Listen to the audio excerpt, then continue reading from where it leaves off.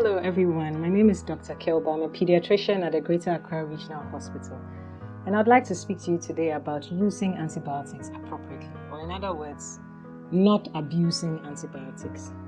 So why do we need to talk about this? Abuse of antibiotics or misuse of antibiotics is resulting in an increasing number of infections that are resistant to the current antibiotics we have on the market. This makes these infections very difficult to treat, and the antibiotics we would need to treat those are usually not available in settings like ours. So we have to be really careful about this. Why am I concerned as a pediatrician? Children get a lot of febrile illnesses, so they get a lot of fevers, especially in young children under 5. The good thing is that most of these are viral infections, and they will settle without the use of antibiotics. So if you are concerned, if your child has a fever, please avoid going to buy over-the-counter antibiotics. Take your child to a healthcare worker, a doctor, to be assessed to see if this child needs antibiotics. Giving unnecessary antibiotics to a child exposes the child to the side effects of the drugs when the child doesn't need it. It means that it is going to kill off the good bacteria that we all have that helps to protect us.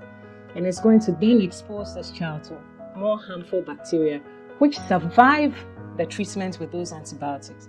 And with time, what then happens is that the child becomes at risk of developing infections that will not respond to the same antibiotics that this child has been exposed to multiple times. The other challenge that we have is incomplete courses of antibiotics. So sometimes the child actually needs the antibiotics, and then unfortunately we don't give it that it's supposed to be. Either not following the number of the dosing times, maybe it's every 6 hours or every 8 hours, or the total duration. And I know most of us are guilty of it when it has to go beyond 3-5 days. Once a child improves, we tend to forget about it. But we have to be really careful about that and ensure that children get the full course of antibiotics when prescribed as needed, because we need to make sure that the infection is completely cleared. If we take the antibiotics half and half, what then happens is that the bacteria may become weaker and the child improves, but they do not completely die off, and they can come back stronger, and those same antibiotics would not be able to work.